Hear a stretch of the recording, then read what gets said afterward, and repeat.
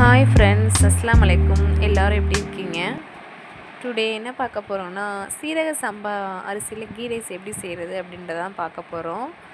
அதுக்கு நான் இப்போ அடுப்பில் ஒரு சட்டி வச்சுட்டு தேங்காய் எண்ணெய் கொஞ்சம் சேர்த்துக்கிட்டேன். தேங்காய் எண்ணெயும் நெய் 2 டீஸ்பூன் சேர்த்துக்கிட்டேன்.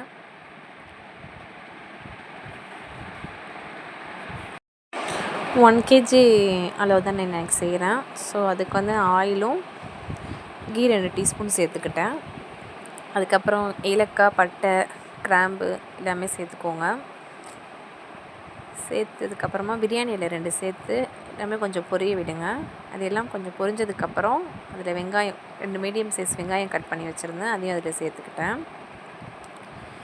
வெங்காயம் சேர்த்து அதை கொஞ்சம் வதக்கிக்கோங்க. பச்சை மிளகா 3 பச்சை மிளகா சேர்த்துக்கிட்டேன் காரத்துக்காக.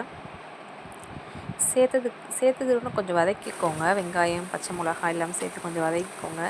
கீ ரைஸ் பொறுத்த வரைக்கும் வெங்காயம் வந்து பொன்னிறமாக ஆகணும் அப்படின்ற அவசியம்லாம் இல்லை. இந்த கண்ணாடி பதம் ஜஸ்ட் அந்த கலர் கொஞ்சம் சேஞ்ச் ஆனாலே போதும். கலர் சேஞ்ச் ஆனோன்னா இஞ்சி பூண்டு சேர்த்துக்கோங்க.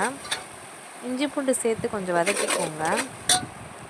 இஞ்சி பூண்டோட பச்சை வாசனை போனாலே போதும், அது வரைக்கும் வதக்கிக்கோங்க.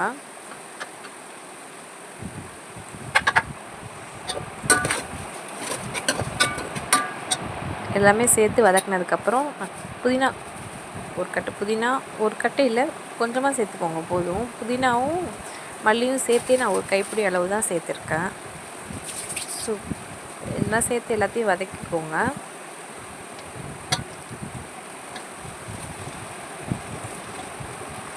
எல்லாமே வதங்கினதுக்கப்புறமா நான் தக்காளி ஒரு மீடியம் சைஸ் தக்காளின்னா 1 சேர்த்துக்கலாம். நான் கொஞ்சம் சின்ன தக்காளியாகவே சேர்த்துருக்கேன், அதனால் ஒரு 2 தக்காளி சேர்த்துருக்கேன். ஸோ கீ ரைஸில் வந்து தக்காளியோட ஃப்ளேவர் வந்து சும்மா கம்மியாக இருந்தாலே போதும், அதிகமாக சேர்க்க வேண்டாம். ஸோ ஃப்ளேவருக்காக மீடியம் சைஸ் தக்காளி இருந்தால் ஒரு தக்காளி சேர்த்துக்கலாம்.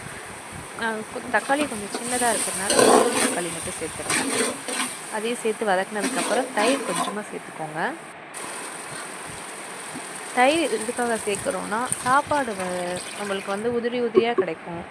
ஸோ தயிர் சேர்க்குறனால ஃப்ளேவரும் கொஞ்சம் நல்லாயிருக்கும். அதுக்காக தயிர் கொஞ்சமாக சேர்த்துக்கிட்டேன். இப்போ வந்து அரிசி நான் தண்ணி ஊற்றுறேன்ல, அதில் வந்து நான் 1 எடுத்துருந்தேன். ஸோ இப்போ 1ன்னா நம்ம 1.5 தண்ணி வைக்கணும் சீரக சம்பாவுக்கு. நான் ஃபஸ்ட்டு 1 ஊற்றிட்டேன், இப்போ 1/2 ஊற்றுறேன். மெஷர்மெண்ட் கரெக்டாக வச்சா தான் நம்மளுக்கு வந்து சாப்பாடு வந்து ஒன்றோட ஒன்று ஒட்டாமல் உதிரி உதிரியாக இருக்கும் சாப்பாடு. ஸோ அதுக்காக தான். நெக்ஸ்ட்டு மூடி போட்டு வச்சுட்டு தண்ணி கொதி வந்ததுக்கப்புறமா தேவையான அளவு உப்பு சேர்த்துக்கோங்க. உப்பு சேர்த்து ஒரு கலக்கி விட்டுட்டதுக்கப்புறமா உப்பு சேர்த்ததுக்கப்புறமா நம்ம ஊற வச்சுருந்தோம்ல அரிசி வந்து நான் ஒரு 1/2 அன் ஹவருக்கு முன்னாடியே ஊற வச்சிட்டேன். ஸோ அந்த அரிசியும் அதில் சேர்த்துக்கோங்க. சீரக சம்பா வந்து நம்ம பிரியாணி அரிசிக்கு வைக்கிற மாதிரி தான் வைக்கணும் தண்ணி. நம்ம பிரியாணி அரிசிக்கு 1ன்னா 1.5 வைப்போம், அதே மாதிரி தான் இதுலேயும் 1க்கு 1.5 வச்சா கரெக்டாக இருக்கும். குக்கரில் நீங்கள் வைக்கிறதா இருந்தால் 1க்கு 1.25 வச்சாலே கரெக்டாக இருக்கும். ஸோ நம்ம சட்டியில் செய்கிறதுனால 1க்கு 1.5 வச்சாலே கரெக்டாக இருக்கும். இப்போ அரிசி சேர்த்ததுக்கப்புறமா மூடி போட்டதுக்கப்புறம் ஒரு கொதி வந்ததுக்கப்புறம் நீங்கள் 2 டைம்ஸ் இதே மாதிரி ஃப்ளேம் வந்து ஸ்லோ பண்ணக்கூடாது, கொஞ்சம் ஹை ஃப்ளேம்லேயே வச்சு 2 டைம்ஸ் நீங்கள் வந்து அரிசியை வந்து திருப்பி விடணும். விட்டதுக்கப்புறமா பார்க்கணும், நீங்கள் தண்ணி சாப்பாட்டில் இல்லாத அளவு இருக்கணும். இங்கே பாருங்கள், தெரியுதா உங்களுக்கு? தண்ணி எல்லாமே ட்ரை ஆனதுக்கப்புறமா நீங்கள் என்ன பண்ணலாம், தம்மில் போட்டுடலாம். பார்த்தாலே தெரியுது உங்களுக்கு தண்ணி இல்லை சாப்பாடில். ஸோ என்ன பண்ணணும், இந்த டைமில் வந்து தம்மில் போட்டால் கரெக்டாக இருக்கும்.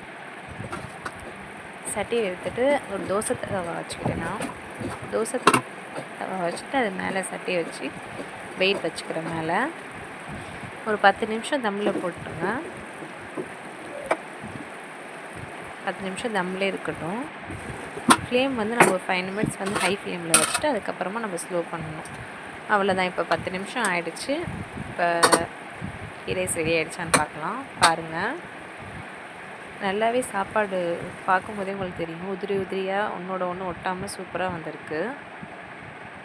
பார்த்தீங்கனாலே தெரியும். ஸோ சூப்பராக டேஸ்டியான ஒரு கீ ரைஸ்